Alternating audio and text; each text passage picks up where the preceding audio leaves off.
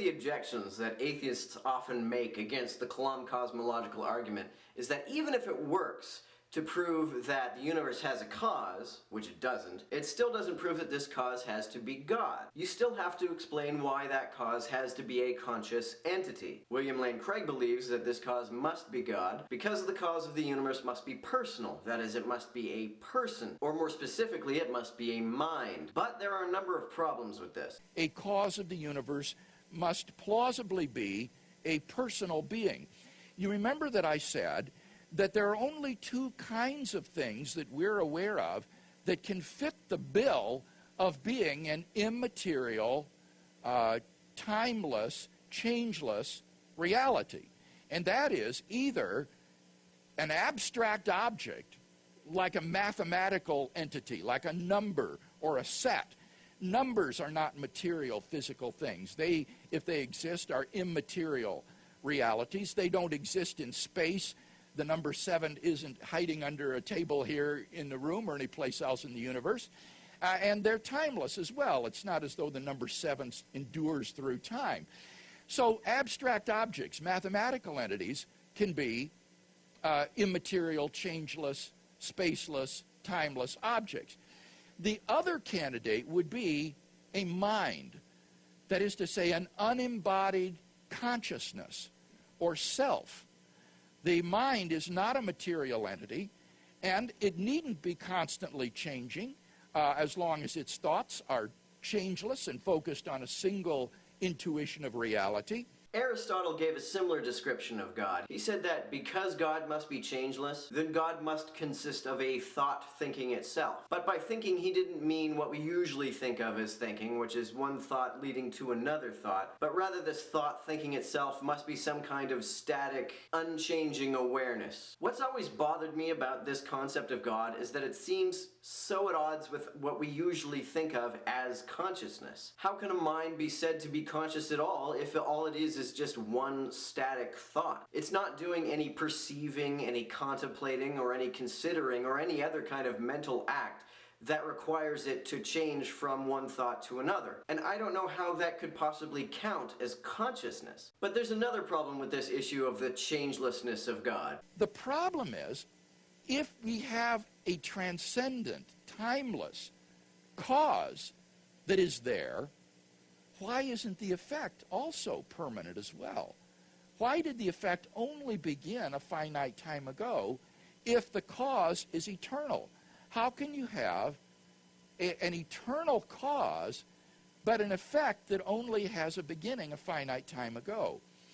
Well, Al-Ghazali's ingenious answer to this dilemma was to say that this is only possible if the cause is a personal agent who is endowed with freedom of the will and who can therefore freely will to create spontaneous new effects that aren't determined by any prior antecedent conditions. This argument, of course, makes one major assumption, namely that a person does in fact have free will. And this is something that Craig gets from Christian dogma and not from any scientific evidence. Now, the question of whether or not we have any free will is a complicated one that I'm not going to get into here. But the reason why I bring it up is because it's something of an open question in philosophy. And as such, this argument is really only going to convince anybody who's already made up their mind that free will does in fact exist. If you're skeptical about the existence of free will, as I am, then this argument for the existence of God is a piss-poor one. So, the cause of the universe can be a personal agent who freely wills to create a universe with a beginning. And this act of creating is a freely willed act that doesn't have any prior determining conditions. So it can be something that's spontaneous and new. For example, to return to our illustration, let's imagine a man who has been sitting from eternity, and he suddenly wills to stand up. And so you would have an effect with a beginning, namely his standing, arise from a cause which is eternal and has always been there. Philosophers call this kind of causation agent causation. Okay, so this guy has been sitting there for literally forever, having already made the decision to stand up. A decision which, as you say, has always been there, but he only actually does stand up at some random moment? Do you not see how that makes absolutely no sense? Or do you mean that the cause is his mind and not specifically the decision? Because if that's the case, then the analogy is wholly inapplicable. Because then his mind would not be changeless as you say God's would have to be. It would have gone from a state of not having decided to stand to one of having decided to stand. But now on to what I think is the biggest problem with this idea. The immateriality of the mind. So tell us, Dr. Craig, how is it that a mind can exist without a brain to produce it? Right. This is more difficult. I have encountered this again and again on college campuses when I speak, is that people have they don't have any idea what you're talking about when you talk about a consciousness or a mind without a body. We have become so materialized in our culture, so reductionistic, that people equate the mind with, say, the brain, which is an organ that sits in your cranium, rather than understanding the idea of a mind as a self. And of course, that is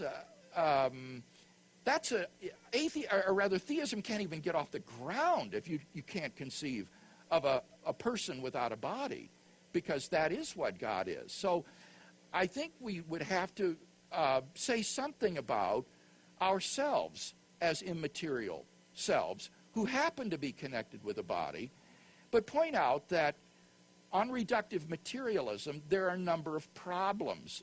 For example, the brain is not joyful or happy or cheery. Those are properties, those are mental states.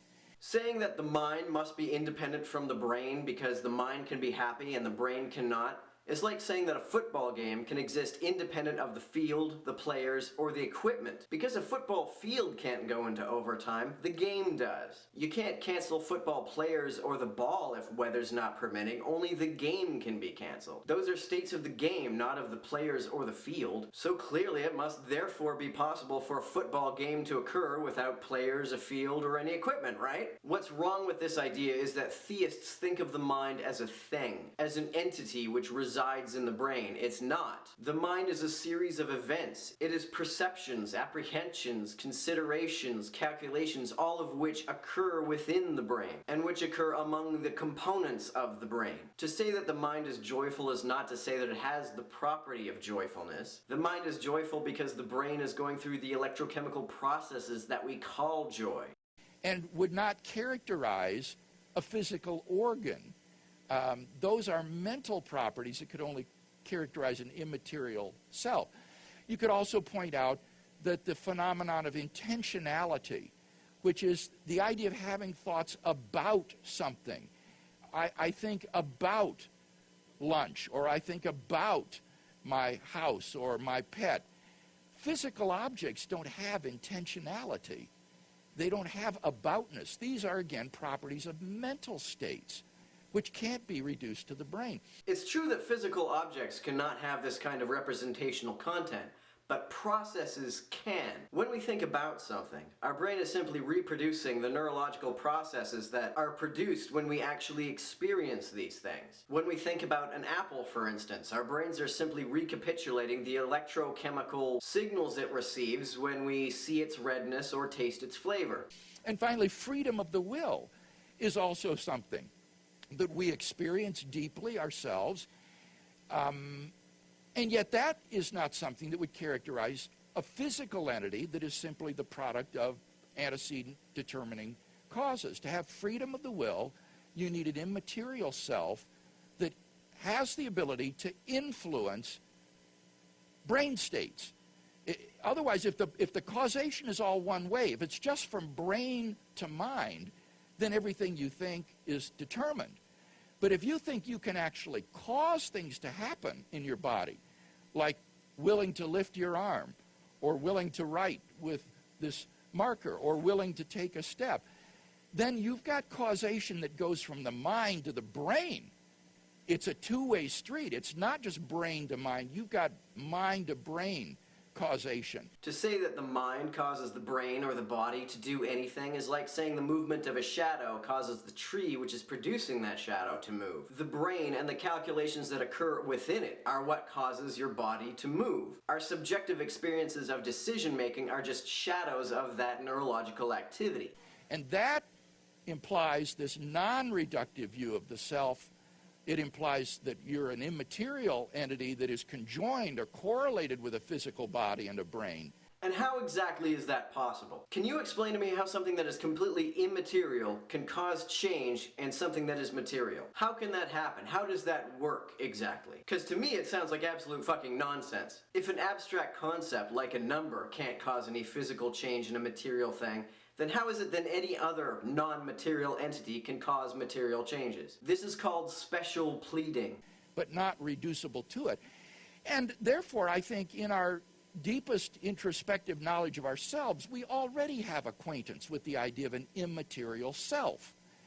And many of us believe that when our physical bodies die, that immaterial self continues to exist. This has certainly been the majority view among the peoples of the world. This is hardly an obscure or recondite view. So I think the atheist here would need to give us some kind of, again, argument as to why that's impossible to have an immaterial self without a body. Okay, so because most people believe in it, then the burden of proof must be on us to show otherwise? If that's not an argument ad populum, then I don't know what is. Alright, well here's your explanation. As I said before, a mind cannot exist without a brain for the same reason that a football game cannot occur without a field, players, or equipment. A football game is an event which occurs among these elements. Without these elements, this event cannot occur. The mind and consciousness is a series of events which occurs among the elements and structures of the brain. Without the brain, these events cannot occur. That's why God cannot be a person. That's why ghosts aren't real. That's why the very idea of an immaterial consciousness makes no fucking sense whatsoever.